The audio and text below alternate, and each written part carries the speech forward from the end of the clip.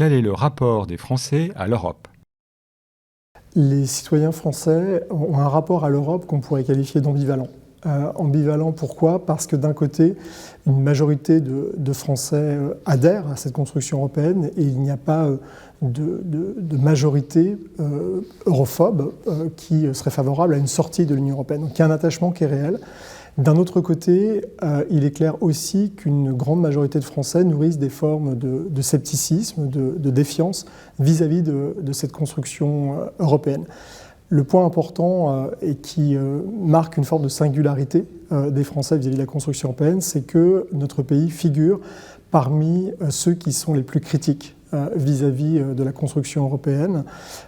Et par ailleurs, on peut également signaler qu'une fracture sociale organise en quelque sorte une sorte de clivage, un clivage très significatif dans notre pays à propos de l'Union européenne, puisque, on le sait, les chiffres, les enquêtes d'opinion sont très clairs à ce sujet.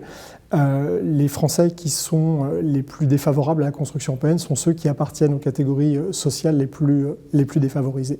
Et cette ambivalence et cet euroscepticisme fort ont des conséquences évidemment très importantes. Il est clair que sur certains sujets, par exemple l'attachement aux valeurs qui sont liées à la construction européenne, par rapport également à l'attachement à la libre circulation, concernant enfin l'attachement à la monnaie unique, à l'euro, il est clair que ces personnes ambivalentes peuvent se rapprocher des europhiles, de ceux qui sont favorables à la construction européenne.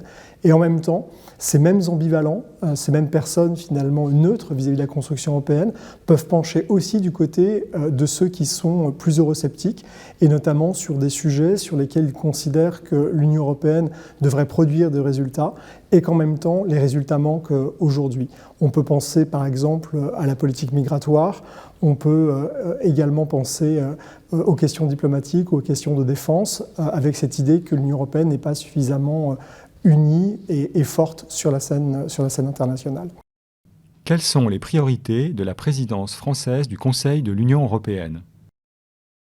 Je pense que pour comprendre ce que sont les priorités de la France pour cette présidence française du Conseil de l'Union européenne, il faut essayer de mettre en perspective et en cohérence en réalité un certain nombre d'éléments.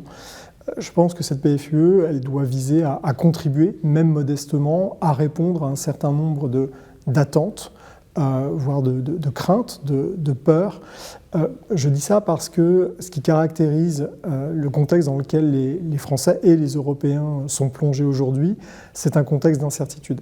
Incertitude sur le plan économique et social, après 2 ans de crise pandémique, sentiment d'incertitude, voire d'insécurité vis-à-vis de la mondialisation, que ce soit sur un plan économique, mais aussi sécuritaire, géopolitique, mais aussi technologique. On le voit avec la question du numérique, par exemple, les géants du numérique, des GAFA.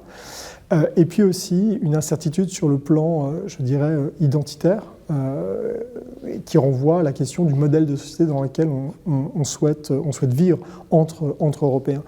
Sur le premier registre, sur ces craintes en matière socio-économique, avec derrière une peur du déclassement individuel, avec la crainte de perdre son emploi, il y a quelque chose qui relève effectivement d'un effort vraiment important à cet égard.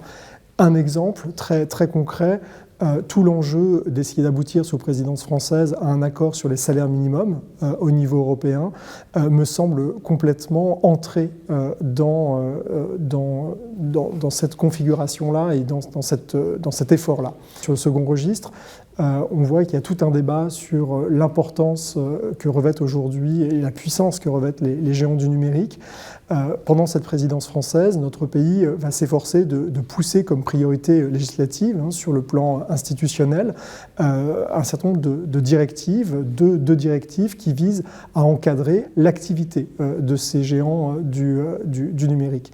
Et sur le troisième registre, je dirais sur l'aspect existentiel et quasiment identitaire, du point de vue de l'identité collective des Européens, on voit bien que dans certaines franges de la population, il y a des interrogations très fortes sur les enjeux migratoires, sur la protection des frontières extérieures de l'Union européenne. Et c'est dans le cadre de cette présidence française, troisième exemple très concret, notre pays va s'efforcer de pousser une réforme de la gouvernance de l'espace Schengen. Quelle place donner aux citoyens dans les décisions de l'Union européenne ?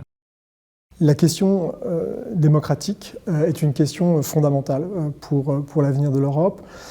D'abord parce que nous sommes plongés depuis plus de 10 ans dans un contexte de crises multiples, crise climatique, tensions géopolitiques très fortes entre les Européens et d'autres puissances dans le monde, crise énergétique avec la flambée des prix du gaz aujourd'hui, crise interne avec des défis très importants lancés à l'état de droit par certains États membres de l'Union européenne, et puis évidemment incertitude économique et sociale après 2 ans de crise pandémique. Ce qu'on voit, c'est que les principales décisions qui ont été prises pour faire face à ces chocs, à ces crises, l'ont été sous la pression des événements, l'ont été sous la pression de l'urgence, et je crois que ça a un coût. Ça a un coût politique parce que ça laisse penser que les principales décisions, les principales avancées prises au niveau européen ne font pas nécessairement l'objet de débats démocratiques. Or, je pense qu'il faut répondre à cette question qui, en réalité, est la question de la légitimité politique des décisions qui sont prises. On ne peut plus contenter de continuer à avancer à marche forcée sous la seule pression des événements, sous la seule pression de la nécessité. Et c'est là où un débat démocratique est important et même essentiel.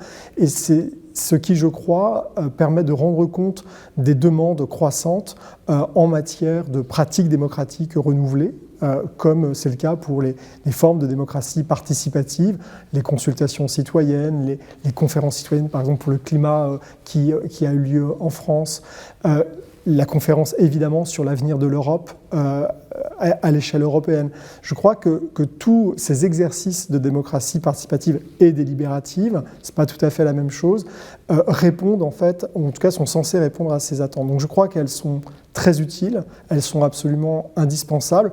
La question malgré tout que posent ces modalités nouvelles d'exercice démocratique par les citoyens directement, c'est la question de leur débouché politique. Est-ce qu'il s'agit de simples exercices de consultation ?